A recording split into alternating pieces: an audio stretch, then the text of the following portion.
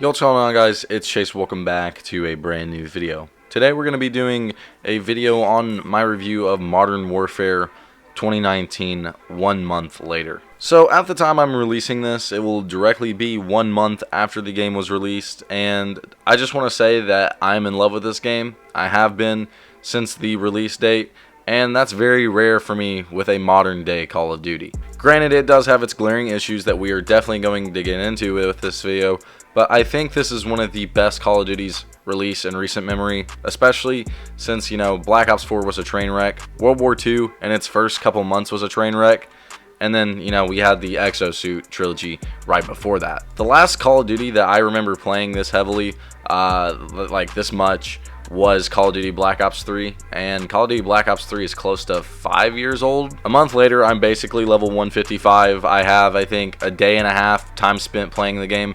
I just love it. I don't have all the time in the world to play it like some people do because of school and other things, but I just really love the gunplay in this game. So we're going to get into a few pros, and then we're going to go into the cons, and then we're just going to talk about things that have changed. So for starters, when Modern Warfare first released, we actually saw one of the most overpowered guns in Call of Duty history in the 725. This thing was a double barrel shotgun, much like the Olympia from Black Ops 1, and it would blow your ass away from 40 feet out. We're really just lucky that this thing doesn't have akimbo attachments like the models back in Modern Warfare 2, because this is how the level of broken this thing was. Like, you could snipe with this. You were literally being outgunned from such a far range with a one-shot kill, especially if they had attachments on it. That's where it got really bad, was when people would throw on the 32-inch, I believe, barrel. It would just, it wasn't even funny anymore. And then you could throw slug rounds on top of that, and it was just very, very good. But the problem that everyone was having was the base weapon by itself with no attachments on it was like the best gun in the game. So over this last month, Infinity Ward has said that they don't want to nerf it into the ground, and I completely understand that. That's balancing, and it's very, very hard to balance a, very overpowered weapon. But we've seen this thing have 3 nerfs right now. I'm expecting maybe a 4th. I don't know yet, but it literally took the first one on the chin like a god. Like, it didn't even care. It shrugged it off. The second one, it shrugged it off too. The third one, it is in the realm of balance. I would really call this gun balanced, but I think they'll hit it just one more time, just so the community will be happy. That's one thing that they've done. It's been really weird. They'll listen to the community on some things, and then on others, they just really, really don't listen to the community at all. As for the guns in this game, I definitely do think, besides the M4 now, most guns are balanced. Basically, every gun is balanced in this game. The M4, it's going to shred at any range, and I assume that they'll start working on that soon. But, the MP5, all the SMGs are pretty good. The MP5, the P90, and the MP7 will dominate and rule the game if it's a close quarters match. The shotguns, although annoying, they are balanced because of reload speeds, pump speeds, or whatever that may be.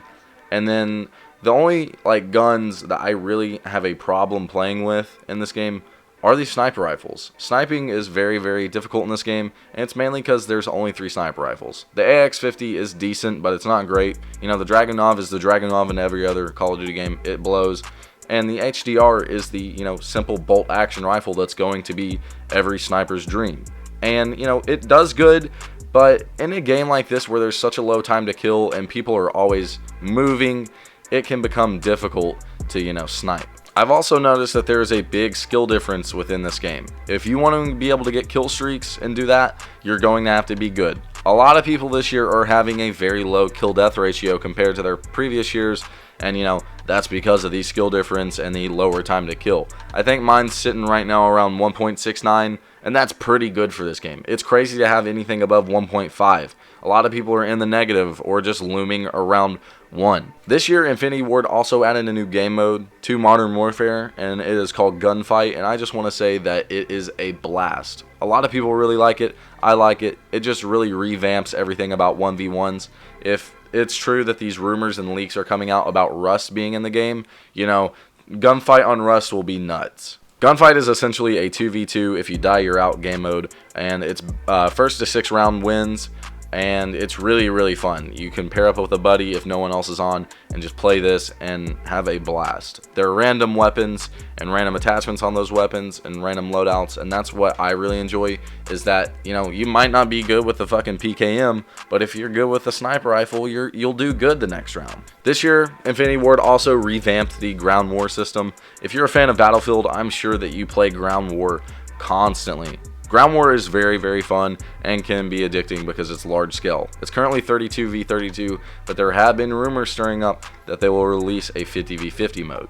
There are definitely things that need to be tweaked within this game though. Footsteps and just noises in general are very broken. Sometimes you won't hear footsteps, sometimes they'll literally be blasting in your ear. Something I really don't like is that you can't change the volume of kill streaks. Literally VTOLs will be in my ear the whole game, and it literally gives me AIDS. Like, I cannot hear jack shit, even of what my teammates are saying through comms, because of the VTOL. Speaking of game chat and all of that, that is amazing. This year I have seen so many people just be active in game chat, and you know, cross-platform has really just influenced that, I believe. It forces people to be in game chat if they want to play with their friends who are either on a separate console from them or on PC. And that's just a great idea. It gets the community talking, it gets people talking shit, it gets people having fun. You know, it just gets people making friends or making enemies, and that's what a competitive game needs. Infinity Ward has been doing very well, I think, with community management. Other than this last patch. This last patch was kind of disappointing, but they still listened somewhat. There's been a rumor that there's going to be a big overhaul coming soon, so I'm super excited to see what's in that. But Infinity Ward has done a great job with Modern Warfare.